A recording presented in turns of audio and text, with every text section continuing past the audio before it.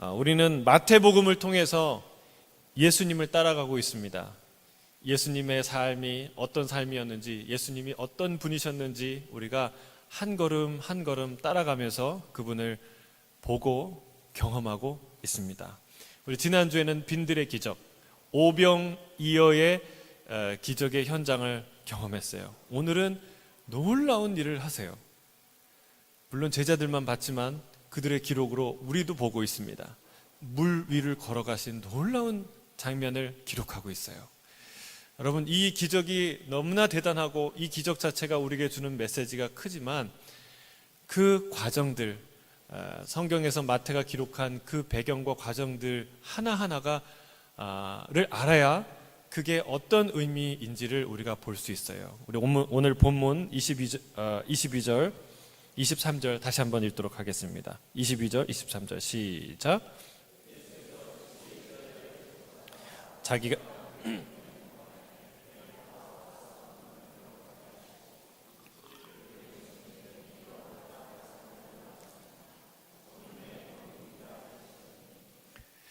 오병이어의 기적을 행하시고 주님은 즉시 제자들을 재촉하셔서 배를 타고 건너편으로 갔습니다.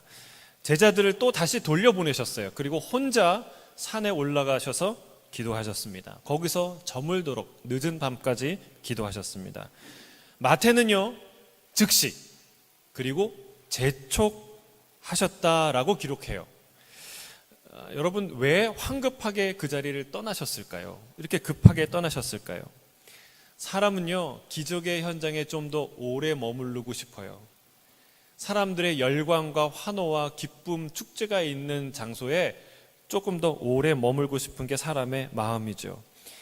기막힌 기적이 벌어졌고 모든 사람들이 흥분하고 그리고 행복해하는데 예수님이 거길 떠나길 원하셨다는 거예요. 여러분, 콘서트 끝나면은 콘서트가 별로 재미없었으면요 중간에 나와버립니다. 근데 콘서트의 감동이 크면요 한동안 못 떠나요. 그리고 우리가 예배 그잖아요. 주일 예배를 딱 마치면은 집에 가기 싫잖아요. 너무 감동이 돼서 집에 가기 싫잖아요. 그런 마음인 것이죠. 근데 주님은 다시 빈들로 기도의 자리로 가십니다. 우리가 생각해야 될 것은 이것은 쓸쓸한 퇴장이 아니라는 사실이에요. 주님은 가장 행복한 자리를 찾아서 가신 거예요. 아버지 하나님과 독대하는 자리, 1대1로 아버지 하나님을 만나는 그 자리로 가셨어요. 기적의 현장과 주님이 계신, 하나님 아버지가 계신 빈들, 여러분, 이 둘 중에 여러분은 어디로 가시겠습니까? 어디를 선택하시겠습니까? 우리에게 진짜 선물이 무엇인지 생각해 봐야 합니다. 오병이어의 기적, 그것이 우리에게 축복입니까? 아니면 그 기적을 행하신 주님이십니까? 주님 베푸신 은혜입니까? 그 은혜를 베푸신 그분 자체입니까?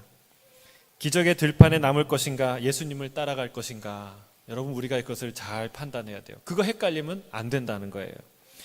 주님을 열심히 따라다니는 사람 중에는 두 가지의 부류가 있다고 성경은 보여주고 있습니다. 첫째는 기적 자체를 보기 원하는 사람, 두 번째는 기적을 통해 드러난 그 메시아를 따라가기 원하는 사람, 이 두 가지 종류의 사람이 있다는 거예요. 쉽게 얘기하면 계속해서 잊을만 하면 오병이어의 기적이 또 나오고 잊을만 하면 오병이어의 기적이 또 나온다. 그렇게 계속 오병이어의 기적이 반복해서 일어나야 주님을 따라가는 사람이 있는가 하면 한 번 결정적인 기적으로 충분한 믿음의 사람이 있다는 거예요. 그 예수님의 제자들이 있다는 사실입니다. 기적을 따라서 계속 가는 사람 누굴까요? 헤롯과 같은 사람이에요. 헤롯은 예수님을 보고 싶었어요. 진짜 간절히 보고 싶었어요. 왜요? 기적을 보고 싶으니까, 기적을 경험하고 싶으니까. 그에게 예수는 그저 마술사에 지나지 않아요. 유능한 마술사. 표적을 가진 여호와 하나님의 종으로는, 내가 따라야 할 메시아로는 그는 생각하지 않았던 것이죠. 여러분, 이게 남의 얘기입니까? 우리의 얘기라는 거예요. 하나님을 열심히 따르는 두 종류의 신앙이 있다는 거예요. 예수님을 간절히 찾는 두 종류의 열심이 있다는 말입니다. 하나는 기적을 경험하기 위해서 예수님을 열심히 따르는 사람이 있는가 하면, 또 다른 하나는 기적을 경험하기 위해서, 그래서 그분하고 좀 더 친해져서 내가 기적이 필요할 때마다 좀 더 자주 그분의 기적을 경험할 수 있도록 주님께 점점 가까이 나가는 사람이 있는가 하면, 다른 한 부류는 놀라운 기적을 행하시는 그분 존재 자체에 관심이 있는 사람이에요. 내가 믿을 수 있는 대상, 내가 신뢰하며 따라갈 수 있는 그분이 누군가 했더니 바로 저분이구나. 그래서 그분을 따라가는 사람. 바로 이 사람이구나. 이분이면 내가 믿을 수 있겠구나. 이분이면 내가 의지할 수 있겠구나. 이분을 따라가야 되겠구나 라고 생각하는 사람이죠. 둘 다 열심히 대단해요. 둘 다 헌신도 놀랍습니다. 그러나 이 둘은 어떻게 구별될까요? 앞에 있는 기적을 따라가는 사람은요, 내가 원할 때, 내가 필요할 때 기적이 나타나지 않으면 실망하고 떠나는 거예요. 두 번째, 후자는요, 기적을 간절히 원해요. 그 사람도 기적을 경험해요. 기적을 기대하죠. 그러나 고난의 시간을 지날 때 절망하지 않습니다. 주님 떠나가지 않습니다. 왜요? 이미 경험한 기적을 통해 그분이 내가 찾던 바로 그분임을 알았기 때문에, 그분을 붙잡았기 때문에 그가 따라가는 것은 더 이상 기적이 아니라 그분 자체예요. 기적은 그분과 동행하는 과정 가운데 일어나는 하나의 현상일 뿐이죠. 마치 그분이 움직이시는 발자국 소리와 같이, 나와 동행하시는 예수님의 발자국 소리와 같이 순간순간 내가 의도하지 않고 계획하지 않은 그 순간에 일어나는 기적은 하나의 흔적일 뿐이죠. 요한복음에 보면요, 이 오병이어 기적 이야기를 오래 길게 쓰고 있어요. 기적은 지나갔는데요, 그 이후에 이 기적에 관한 이야기를 제자들과 또 무리들과 긴 이야기를 나누는 것을 볼 수 있습니다. 주님이 오병이어의 기적 이후에 다시 몰려드는 사람들을 향해서 뭐라고 얘기하냐면, 너희가 나를 따르는 것은 표적을 본 것이 아니라 떡을 먹고 배부른 까닭이라 말하고 있습니다. 여러분, 기적과 표적은 같을까요? 다를까요? 다릅니다. 기적은 그냥 말 그대로 놀랍고 신기한 일이에요. 미라클이에요. 근데 표적은 뭐냐면 이 기적, 미라클 플러스 메시지예요. 거기에 어떤 의미, 어떤 메시지가 있다는 거예요. 표적에서의 기적은 어떤 메시지를 전달하거나 확증하기 위해 사용되는 도구라는 사실입니다. 예를 들어서요,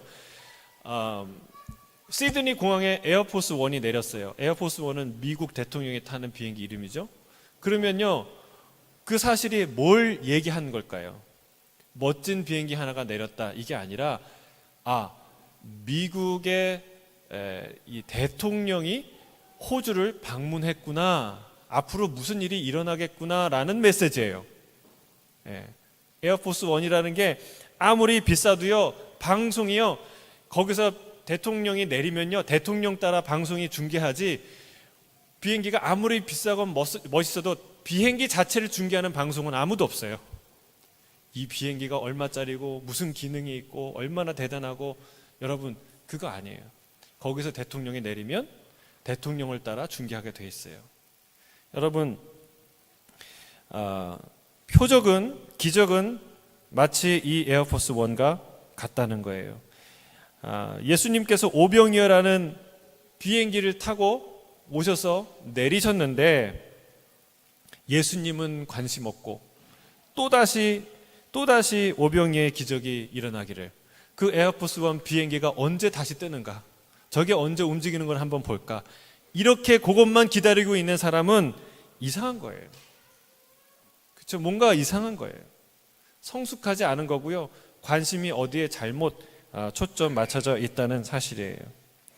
그래서 여러분, 요한복음에는 71절까지 되는 긴 이야기를 나누는데, 예수님이 내가 바로 생명의 떡이다, 네가 먹고 싶은, 내가 나눠준 그 떡은 생명의 떡으로 나를 보내셨다는 증거다, 이 얘기를 했는데, 이 얘기를 듣고 많은 사람이 떠나갔어요. 왜 떠나갔을까요? 첫째는 이 얘기가 좀 어려운 얘기였어요. 자신이 생명의 떡이라고 그러는데 어떻게 저 사람을 뜯어 먹을 수도 없고, 저게 무슨 말인가. 신학적으로 참 어려운 얘기예요. 근데 두 번째, 아무리 신학적으로 깊은 의미를 알아들을 수 없어도 한 가지 확실하게 알아들은 말이 있어요. 그건 뭐냐면, 더 이상 저 사람은 오병이의 기적을 행하지 않겠구나. 그걸 알아들을 거예요. 그러니까 이제 더 별 볼 일 없구나. 저 사람 따라다녀봐야 떡고물 안 생기겠구나. 그러니까 이제 떠나간 것이죠. 사랑하는 성도 여러분, 누구를 쫓겠습니까? 기적을 쫓으시겠습니까? 예수 그리스도를 쫓으시겠습니까? 기적에 매이면 주님을 떠나가게 돼 있습니다. 기적을 경험하는 거 대단한 거 아니라는 거예요. 물론 대단하죠. 저는 여러분이 하나님의 놀라운 기적을 경험하길 주의 이름 축복합니다. 그러나 거기에 계속 머물기 원하는 마음이 있다면 그게 문제라는 거예요. 진짜 주인공은 기적이 아니라 기적을 행하신 예수님이기 때문에 그렇습니다. 예수님보다 기적에 우리의 마음을 빼앗긴다면 그것은 위험한 신호라는 사실이에요. 군중의 환호 소리로 가득한 기적의 현장에 아직도 여러분 남길 원하십니까? 아니면 다시 빈들로, 물론 산이었지만 아무도 없는 그곳으로, 그러나 주님 계신 그곳으로 주님과 함께 가기를 원하십니까? 주님과 함께 가기를 주의 이름 축복합니다. 요란한 파티 같은 기적의 현장은 지나가는 거예요. 기적을 행하신 분이 중요한 거예요. 항상 그 예수님을 놓치지 않기를 주의 이름으로 축복합니다. 우리 본문 24절 26절이에요. 함께 읽겠습니다. 시작. 배가 이미 육지에서 술이나 떠나서 바람이 거스름으로 물결로 말미암아 고난을 당하더라. 밤 사경에 예수께서 바다 위로 걸어서 제자들에게 오시니 제자들이 그가 바다 위로 걸어오심을 보고 놀라 유령이라 하며 무서워하여 소리 지르거늘. 예수님이 그 반대편에 가셔서 제자들마저 다 떠나보내죠. 왜냐하면 혹여 오병이어 기적 때문에 따라오는 무리들이 제자들을 보고 예수님을 발견하고 또 따라올까 봐. 그러면 혼자 시간을 갖지 못하시니까 제자들을 따로 보내죠. 근데 문제가 생겼어요. 그 바다를 가는데 바람이 심하게 불기 시작했어요. 여러분, 이 제자들은요, 갈릴리 바다에서 잔뼈가 굵은 어부들이에요. 바람이 불거나 이 기후를 보면요, 다 오늘 파도가 높겠구나 다 아는 사람들이. 근데 그들이 예상치 못하는 돌풍을 만난 거예요. 고생을 하는 거죠. 근데요, 죽을 고생을 합니다.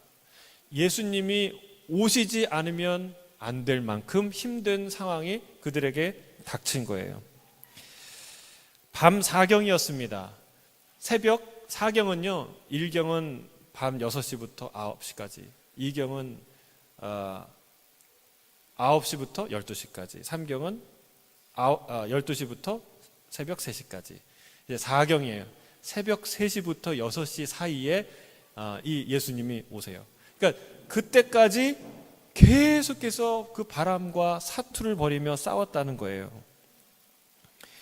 여러분, 파도는요, 사람 안 봐줍니다. 사람 골라가면서 이 사람한테는 험하게 하고 이 사람한테는 약하게 하고 그러지 않습니다.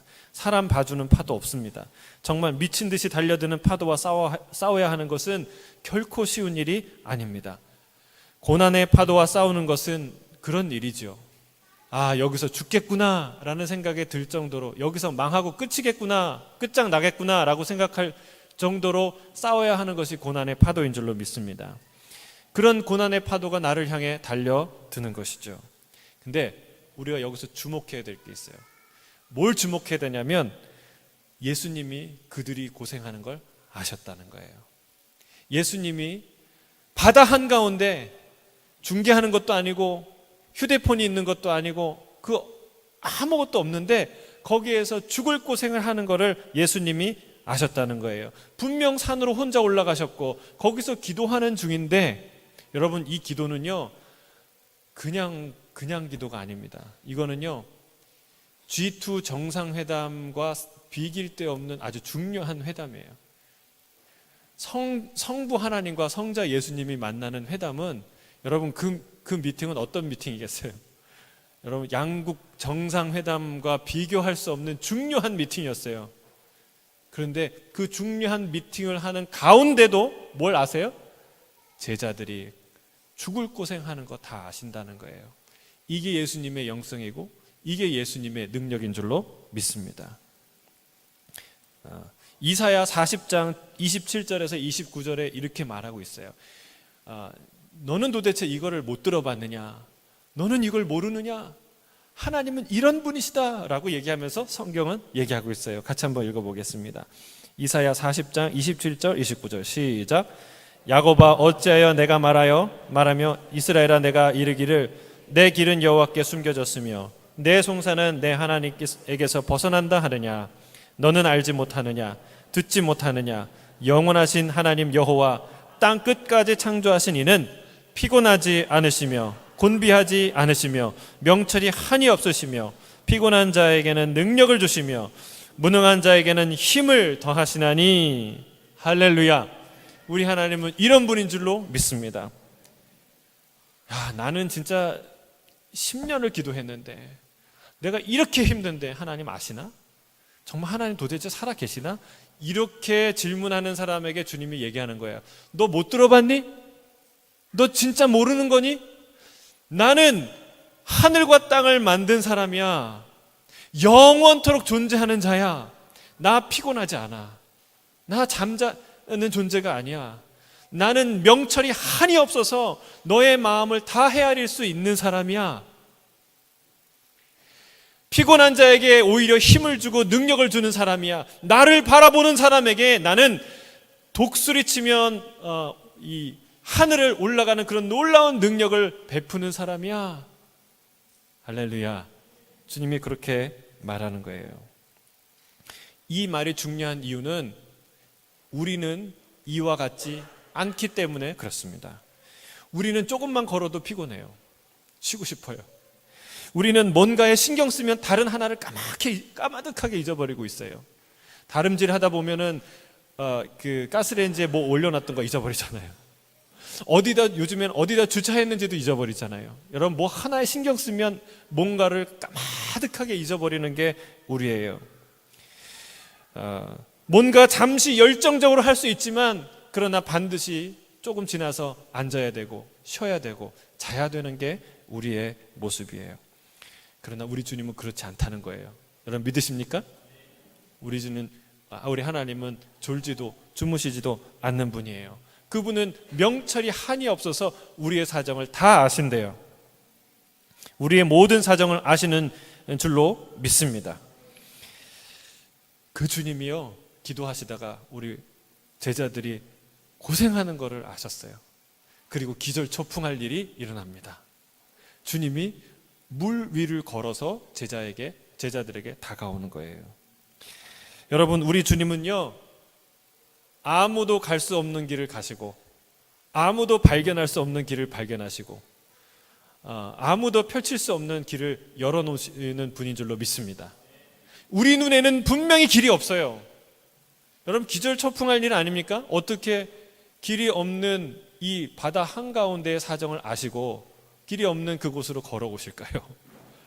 근데 이게 예수님이라는 사실이에요. 그래서 여러분 주의 이름으로 축복하는데 절망하거나 포기하지 않으시길 주의 이름 축복합니다. 길이 안 보이는 거는 우리가 안 보이는 거지 주님이 안 보이시는 게 아니에요. 길이 안 보이는 거는 내가 안 보이는 거지 길이 없는 게 아니라는 사실이에요. 우리가 해야 될 일은요, 포기하지 않는 거예요. 끝까지 노를 짓는 거예요. 끝까지 가는 거예요. 결론은 누구한테 맡깁니까? 주님께 맡기는 거예요. 내가 죽든지 살든지 그거는 누구의 결론이에요? 그거 내가 결론 내면 안 돼요. 이 대목에서 내가 살아야 됩니다. 이 대목에서 내가 죽어야 됩니다. 그거는 피조물의 오만이에요. 여러분, 우리의 죽음과 삶은 창조주에게 있어요. 그분께 결론을 내리도록 맡겨드려야 돼요.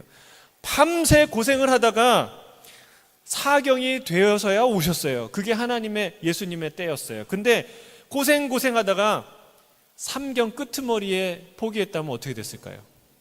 안 돼요. 그러면 안 돼요.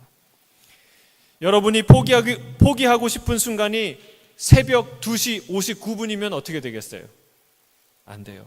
주님이 4시 2분에 오시는데 4시 1분에 포기하면 어떻게 되겠어요? 안 된다는 거예요. 아직 죽지 않았다면 우리는 노젓기를 포기해서는 안 되는 줄로 믿습니다. 죽더라도 노를 저어야 할 줄로 믿습니다. 만약 그게 주님의 뜻이라면 거기서 하늘 문이 열리겠죠. 그러나 우리가 해야 될 일은 글렀다고 판단하지 않고, 그리고 노를 던지지 않고 끝까지 저어가야 한다는 사실입니다. 그게 내가 할 일이에요. 왜 그렇습니까? 바다 한가운데 폭풍과 사투를 벌이는 그 현장에서는 잘 생각이 안 돼요. 어떤 생각? 예수님이 내 생각 아시겠구나, 우리 사정을 아시겠구나, 이 생각이 잘 안 나요. 바다 한가운데까지 그 주님이 다가오시겠구나, 이 생각은 더더군다나 할 수가 없어요.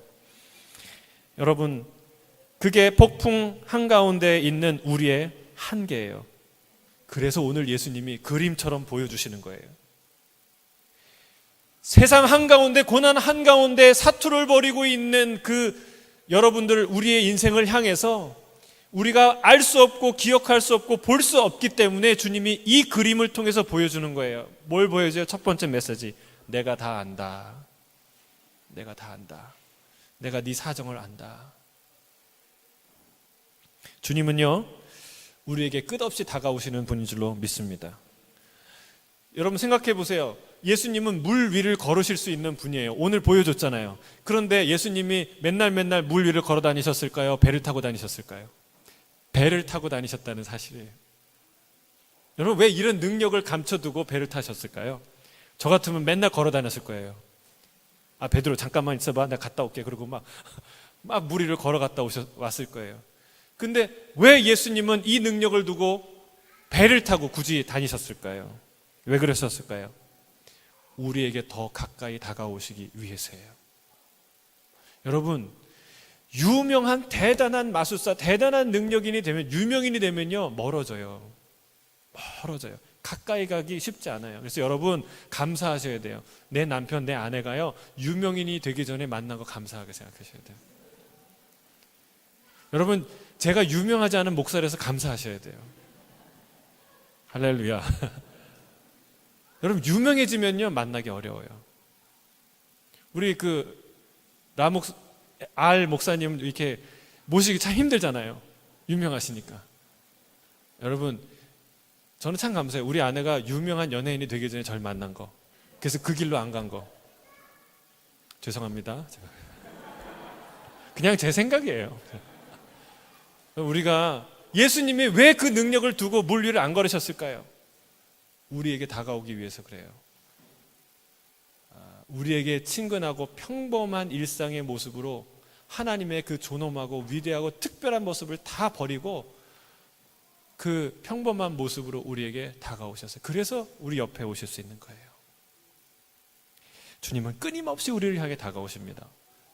심지어 어디를 걸어서라도, 물 위를 걸어서라도. 그게 우리 주님이시죠.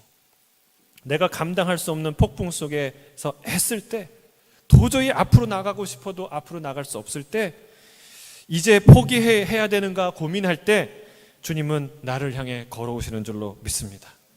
그래서 포기하면 안 돼요. 포기하지 마십시오.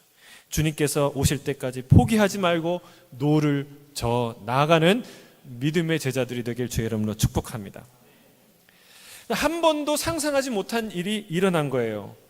폭풍이 일고 있는 검은 바다, 이리저리 심하게 흔들리고 있는 배를 향해 한 존재가 걸어오고 있어요.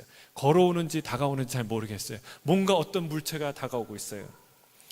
사람들은 비명을 지릅니다. 얼마나 무서웠으면, 우리 사랑하는 다음 세대 여러분, 얼마나 무서웠으면 우리 아빠 같은 건장한 남자 어른들이 비명을 질렀을까요? 뭐라고?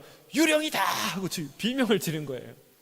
정말 한 번도 상상하지 못할 기절초풍한 일이 일어난 거예요. 근데 그때 주님이 먼저 말씀하세요. 이렇게 말씀하십니다. 27절, 29절 같이 읽겠습니다. 시작. 예수께서 즉시 이르시되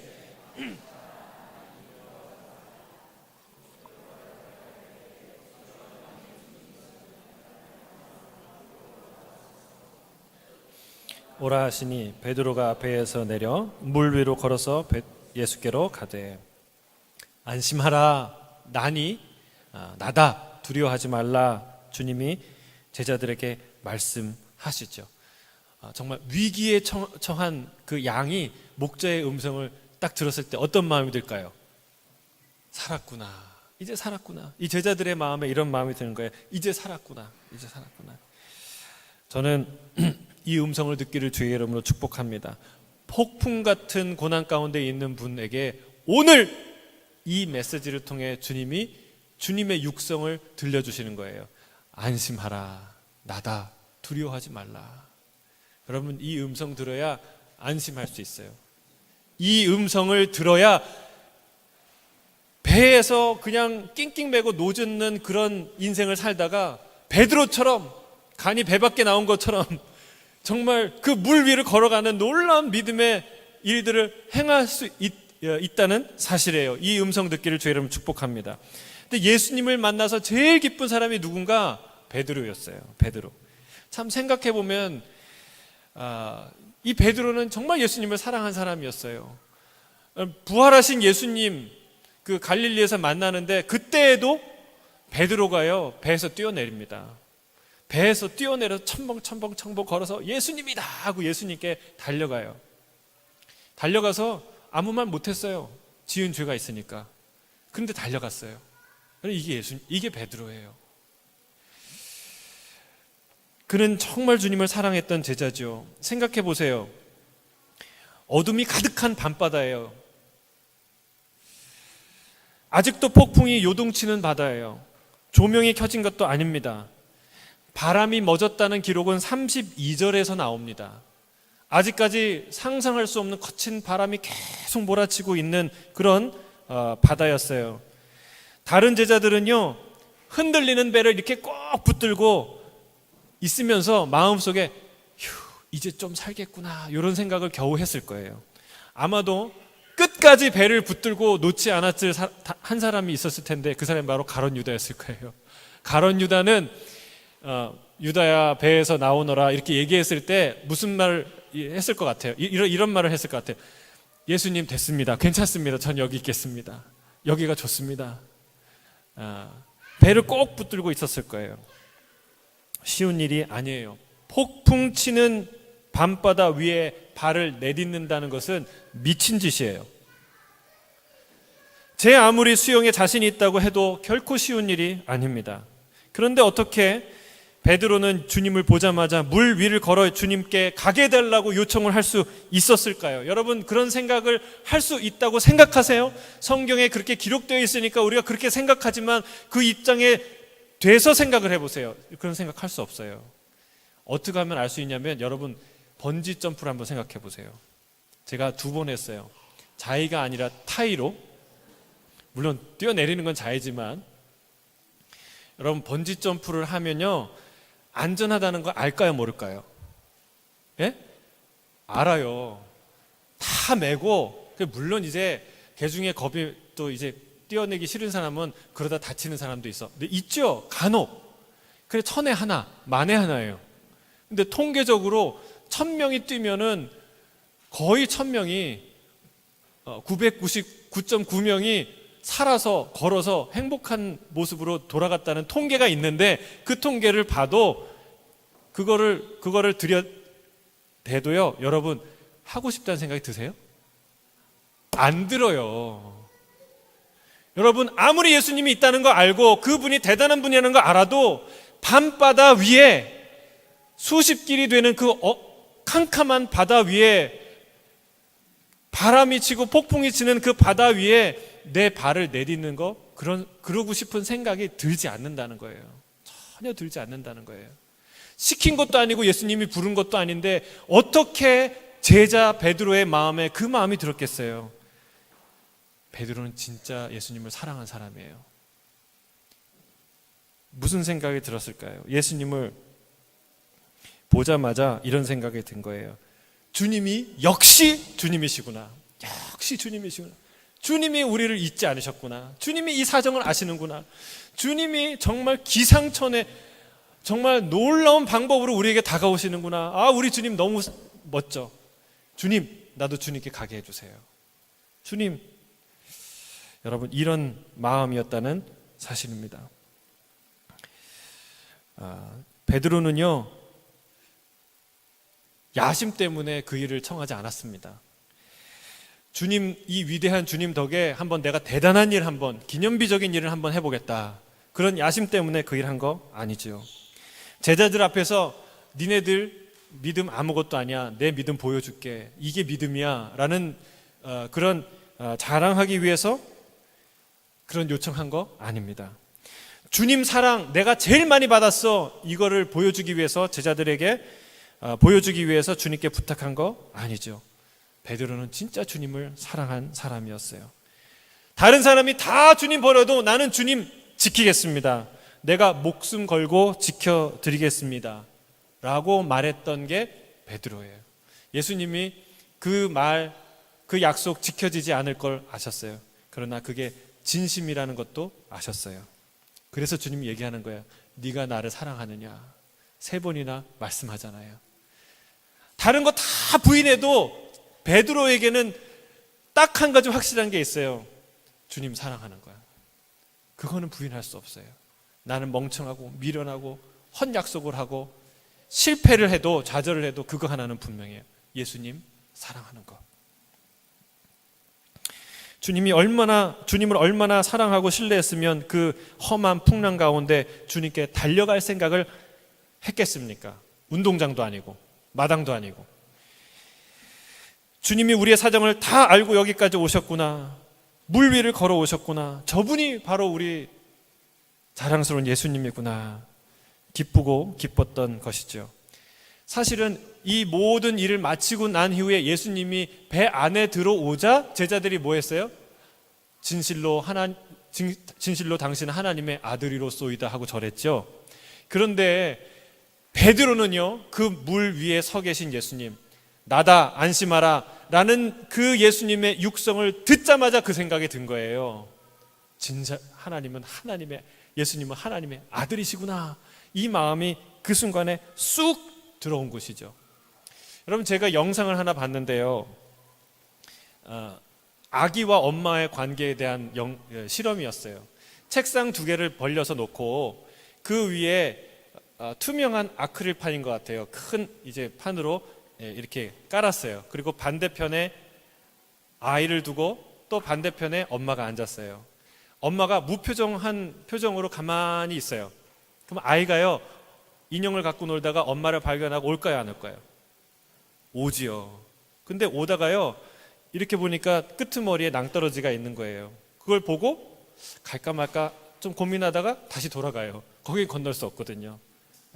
근데 엄마가 건너편에서 이름을 부르며 정호야 이리 와라, 이리 와 막 나를 부르고 막 내 이름을 부르고 막 오라고 하면은 그 아이가 어떻게 할까요? 엉금엉금 기어가다가 막 웃으며 하하 막 웃으면서 막 가다가 그 끄트머리에 낭떠러지가 있는 것을 미처 깨닫지 못하고 그 위를 걸어가요. 여러분, 이 상황이 바로 딱 베드로의 상황이라는 거예요. 저 바다, 바람 불고 폭풍 치는 바다 위에 나를 향해 고요히 서 계시는 예수님이 아니었다면, 나를 향해 2 팔을 벌리고 내 이름을 부르며 베드로야, 정호야, 나에게 와라 라고 말하는 그 예수님이 아니었다면 그 베드로는 결코 무모하게 그 바다 위에 발을 딛지 않았을 거예요. 여러분, 왜 그가 그런 생각을 했을까요? 주님을 사랑하니까. 사랑하는 엄마가 2 팔을 벌리고 자기의 이름을 부르는 엄마처럼 우리 주님이 나를 부르는, 내가 사랑하고 신뢰하는 그분이 나의 이름을 부르기 때문에 가는 거예요. 여러분, 이게 우리 오늘 일어났던 기적의 이유인 줄로 믿습니다. 아기는 엄마를 절대 신뢰합니다. 엄마가 오라면 와요. 왜요? 엄마가 나한테 나쁜 일을 행하지 않을 거를 믿기 때문에. 여러분, 엄마가 이렇게 이리 와 하다가 위험한 거 있으면 어떻게 하겠어요? 그래도 오라 그럴까요? 아니에요. 거기서 꼭 있어야 돼. 멈춰 오지 마. 이 얘기했을 거예요. 그리고 엄마가 갔을 거예요. 그게 절대적인 신뢰예요. 우리 주님이요, 오라고 하면요, 갈 수 있을까요? 못 갈까요? 가는 거예요. 주님이 오라 하시면 갈 수 있는 거예요. 만약에 주님이 오라고 해주세요 얘기했는데 오지 마, 올 수 없는 길이야, 그러면 갈 수 없는 길이에요. 근데 오라 그러면 갈 수 있는 길이에요. 여러분, 바다를 보는 것이 아니라 우리를 향하신 주님을 바라보며 나아가시길 주의 이름으로 축복합니다. 베드로는 주님께 가고 싶었고 주님이 기쁘게 오라고 하셨어요. 그는 전적으로 엄마를 사랑하고 신뢰하는 아기처럼 주님께 달려간 것이죠. 자신의 발밑에 수십 길의 검은 바다가 있다는 사실을 잊은 채 주님을 향해서 달려갔다는 사실입니다. 어떻게 우리가 선교를 갈까요? 어떻게 그 쓰레기 매립장에 가서 사역할 수 있을까요? 어떻게 순교까지 갈 수 있을까요? 어떻게 주의 일을 걸어갈 수 있을까요? 어떻게 그 험한 바다 위에 발을 디딜 수 있을까요? 험한 파도 자체를 보면 결코 할 수 없는 일입니다. 언제 할 수 있어요? 사랑하는 주의 음성을 들을 때, 주님을 바라볼 때, 주님을 죽도록 사랑할 때 그 일을 할 수 있다는 거예요. 제가 잘 아는 선교사님 한 분이 싱글인데 나이가 좀 있으신 분인데 일본 홋카이도에 아주 작은 마을에서 그 교회를 지금 세워서 섬기고 있어요. 그분이 거기 가서 초창기에 이제 교회를 세울 때 그때 제가 러브 소나타를 하면서 함께 동역을 했었죠. 참 일본어를 너무나 유창하게 잘하고 다재다능한 분이에요. 유아교육과를 나와서 큰 도시에서도 큰 교회에서도 함께 사역하자고 하시는 요청하는 일들이 많았는데 그분은 기도하고 무교회 지역으로 가기로 하셨어요. 교회 없는 지역, 교회가 하나도 없는 지역으로 하나님이 부르신다는 소리를 듣고 결단하고 갔어요. 그래서 홋카이도에 기차를 타고 들어가고 또 들어가서 시미즈라는 작은 마을에 개척을 하게 됩니다. 언젠간 그 선교사님하고 이렇게 회의에 참여하고 통역도 해주시고 뭐 이렇게 여러 가지 일들을 해주셨는데 그 선교사님한테 물었어요. 선교사님은 왜 선교사님을 하기로 결정하셨습니까? 뭐라고 했을까요? 대단한 신학적인 선교학적인 고백을 들을 줄 알았는데 그렇지 않더라고요. 정말 단순했어요. 목사님, 어느 날 제가 예수님 믿고 너무 행복하고 주님 사랑하는데 이런 생각이 들었어요. 내 사랑하는 주님이 내가 뭘 하면 제일 기뻐하실까? 뭘 하면 예수님을 기쁘게 할 수 있을까? 이 생각을 하는데 그때 번뜩 사람 살리는 선교, 이게 하나님을 가장 기쁘게 하는 거 아닐까? 이 생각이 든 거예요. 그 길로 선교사의 길을 결정하고 그 길로 선교사의 길을 갔어요. 여러분, 쉽지 않습니까? 단순하지 않습니까? 여러분, 사랑하는 사이는 이렇게 간단해요. 사랑하는 사이는요, 이것저것 재지 않아요. 그냥 주머니를 열게 돼 있어요. 근데 사랑하지 않으면요, 주머니에 돈이 많아도 그냥 만지작 거리기만 해요. 잘 안 열려요. 사랑하지 않으니까. 사랑은요, 간단한 거예요. 사랑하면 간단해요. 폭풍이 몰아치는 거친 바다 위에 어떻게 발을 내디딜 수 있는가? 사랑하는 주님 때문에. 그분이 거기 계시기 때문에, 그분이 나를 부르시기 때문에, 내가 주님을 죽도록 사랑하기 때문에 배에서 발을 들어 저 끝을 알 수 없는 깊은 바다 위에 발을 내디딜 수 있다는 사실입니다. 물 위를 걷는 능력은 대단한 어떤 은사이거나 능력이 아니라 바로 주님을 사랑하는 그 마음이었다는 사실이 중요합니다. 그 사랑은 길을 내요. 그 사랑은 기적을 불러와요. 주님을 사랑하는 저와 여러분 되시기를, 주님을 깊이 사랑하는 저와 여러분 되기를 주의 이름으로 축복합니다. 우리 마지막으로 30절 33절 같이 읽겠습니다. 시작. 바람을 보고 무서워 빠져가는지라 소리질러 이르되 주여. 예수께서 즉시 손을 내밀어 그를 붙잡으시며 이르시되 믿음이 작은 자여 왜 의심하였느냐 하시고 배에 함께 오름에 바람이 그치는지라 배에 있는 사람들이 예수께 절하며 이르되 진실로 하나님의 아들이로소이다 하더라. 베드로는 예수님을 보고 예수님을 향해 가다가 물에 빠집니다. 잘 갔으면 좋았을 텐데 빠져요. 예수님을 보고 가다가 뭘 본 거예요? 폭풍을 본 거예요. 바람을 본 거예요. 어둠을 본 것이죠. 끝까지 예수님을 보고 가야 하는데 우리는 문득 뭐가 보이냐면 현실이 보입니다. 현실이 보여요. 그때마다 예수님을 다시 봐야 되는데 그게 쉬워요? 안 쉬워요? 안 쉬워요. 베드로도 실패했잖아요. 그거 쉽지 않습니다. 당장 날 집어삼킬 것 같은 풍랑이, 그런 고난의 현실이 우리 눈에 들어온다는 사실입니다. 사랑하는 성도 여러분, 이 영성은요, 마음의 시선 관리입니다. 마음의 시선의 관리.